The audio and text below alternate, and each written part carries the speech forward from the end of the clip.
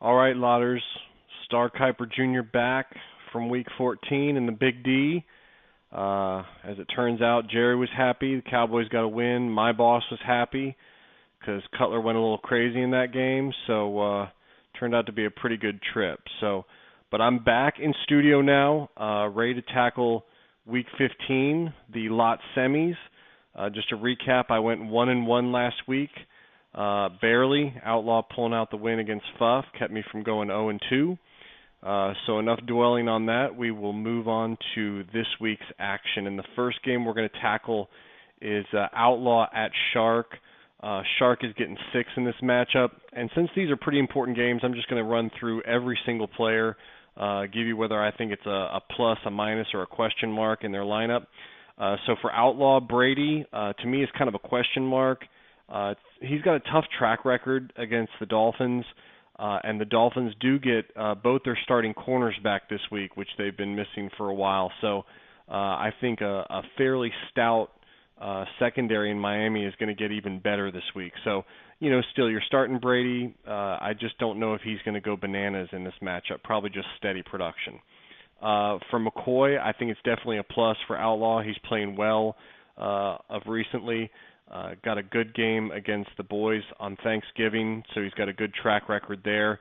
I expect for Philadelphia to run the offense through him this weekend, so I think McCoy is going to be a real player. For Blunt, kind of a question mark.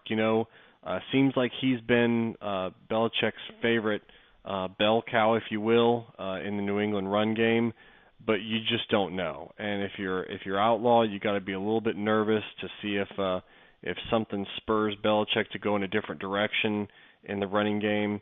It's always a scary proposition with New England, so I've got Blunt is still sort of a question mark in the lineup. A.J. Green, I think, is actually a minus this week. Got a really, really bad track record. Has to play Joe Hayden, and he plays him twice a year, so we've got a good sample set of data. Joe Hayden just seems to have A.J. Green's number, and so of course you're playing him. He's a stud. He's one of the guys you drafted high, helped get you here. But I would just temper my expectations, maybe slightly lower production than usual for A.J. Green. Gates, I think, is going to be the focal point of the San Diego offense against Denver this week. If they do fall behind and they're throwing the football, Rivers is going to be looking for Gates. So I think Gates is definitely a plus in Outlaw's lineup. Emmanuel Sanders, that Denver offense, you got to be a little bit concerned. Back-to-back games now where Peyton hasn't thrown for more than 180 yards passing. That's just hard to fathom, but it's reality, and it's come against Kansas City, which isn't a great secondary, and then last week against Buffalo, that's a terrific secondary. So just know that Denver's going in the wrong direction at the wrong time of the year. They could turn it around this week, but I just see that as sort of a minus in his lineup.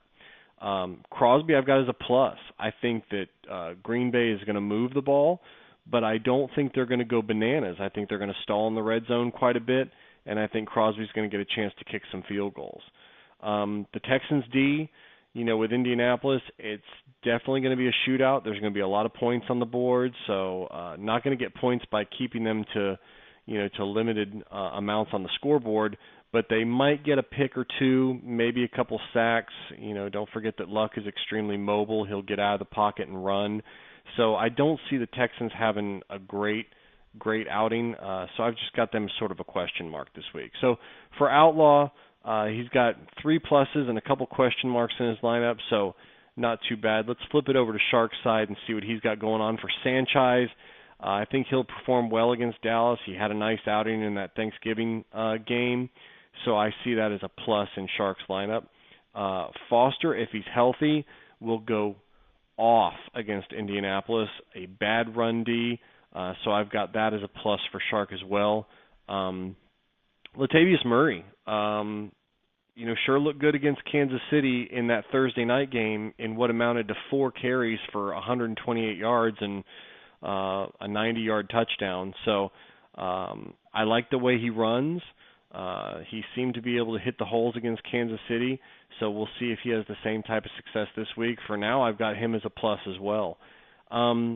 Into Sharks wide receivers, which typically are the strength of his team, Jordy Nelson faces a tough Buffalo D. I just talked about it a little bit, what they did to Peyton Manning last week. They're tough to deal with right now. They bring a pass rush. Their secondary is good.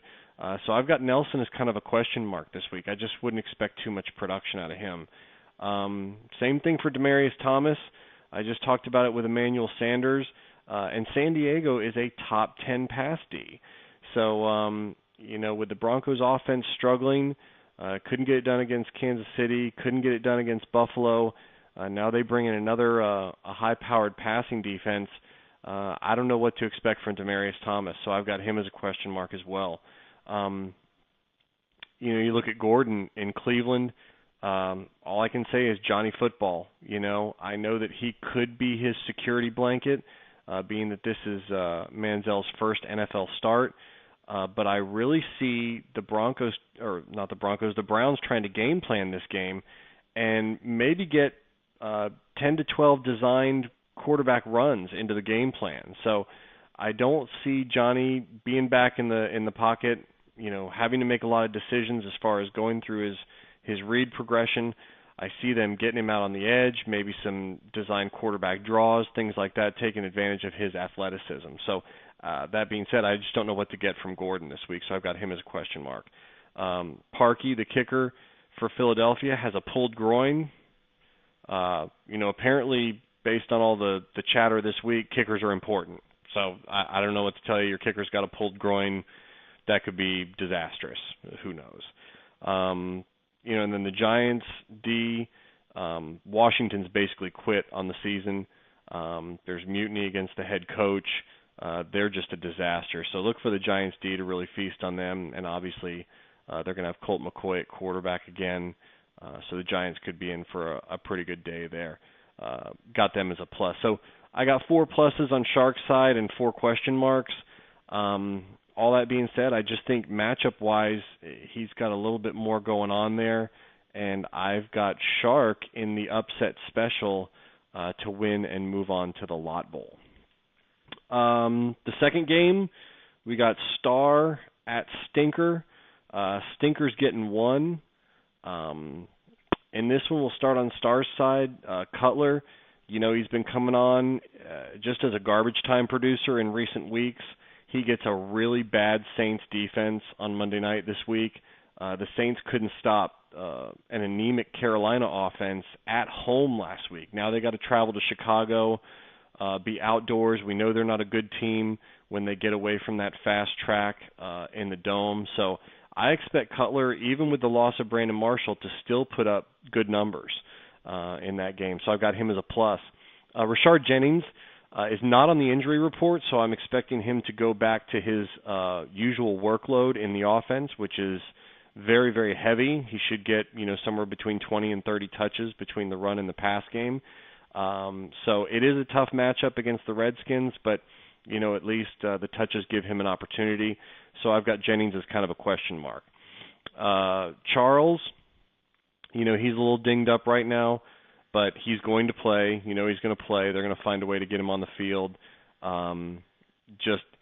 It's interesting because last week in Week 15, Charles scored 5 touchdowns against this same Oakland team to move Star onto the lot championship game.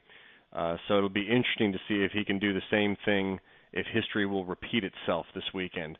But obviously you've got to have Charles as a plus. He did score a touchdown against Oakland earlier in a Thursday night contest, so look for him to contribute. Des Bryant struggled on Thanksgiving Day against the Eagles. Most of Bryant's problem right now is that there's just too much DeMarco Murray in the offense. He's getting 5-6 targets and coming up with 5 or 6 catches for 80 yards, maybe a touchdown, but it's just hard to tell what's going to happen when they just, 41 touches for Murray last week. It was kind of ridiculous. So, I just have Bryant as a question mark because I just don't know how involved he's going to be. For Randall Cobb, we talked about the Buffalo defense and how stout it is. Cobb's been sort of disappearing from the Packer offense in recent weeks, and now with a tough matchup, I've actually got this as a minus in Star's lineup. For Julio Jones, the big question is, will he play? If he does, I've got high expectations for a big outing against a bad Steelers secondary, but obviously if he doesn't, then Starr's going to have to inject someone else in the lineup to take his spot. So I've got Jones as a question mark. If he plays, it's a plus. If he doesn't, then obviously it's probably more of a minus, as he'll have to go in another direction. Hauschka is a plus. Seattle and San Francisco always turns into a field goal fest. He should probably get an opportunity to kick somewhere between 3 and 5 field goals in this game. So that's definitely a plus in Starr's lineup. And then the Lions, they draw Minnesota. In the last game against Teddy Bridgewater, they had 8 sacks and 3 interceptions. So and they're at home this time. So look for the Lions defense to really get after the young quarterback and come up with some points there. So that's a plus as well. So for Starr, 4 pluses, a couple question marks, and a minus. Not too bad. On Stinker's side, we got Breeze going against the Bears D, who is the worst defense in the league against the pass and the run. So expect him to do some good things. They are outdoors. That offense doesn't seem to play as well outdoors as they do in the Dome.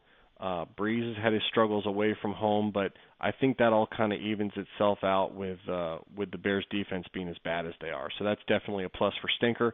You got Murray, as I just said.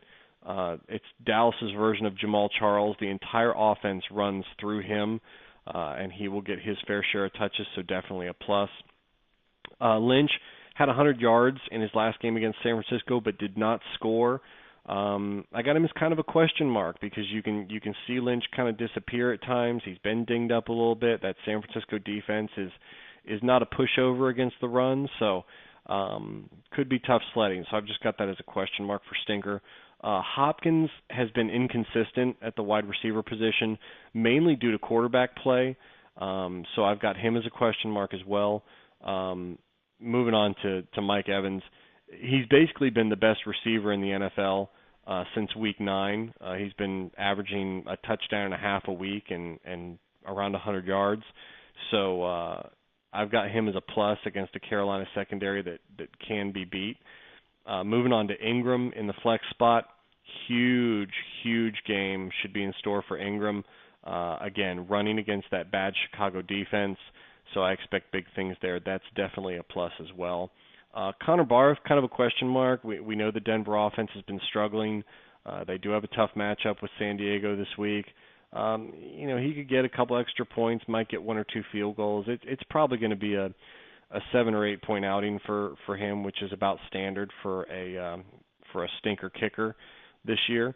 And then the Browns defense kind of got a question mark there. It really depends on which ginger shows up. Dalton, he can show up and shred you, or he can show up and throw 4 picks. So you just don't know. So I've kind of got the Browns as a question mark there. But overall, Stinker getting 4 pluses and 4 question marks. That's pretty solid. I think from a matchup standpoint, he comes out a little bit better than Starr. So I am going with Stinker to also pull the upset special and get the win and move on to face Shark in the lot championship. That signifies the end of my segment there. I hope all you guys have a great weekend, and I look forward to seeing you guys for the lot championship and Fuff Bowl next week. Take care. Bye-bye.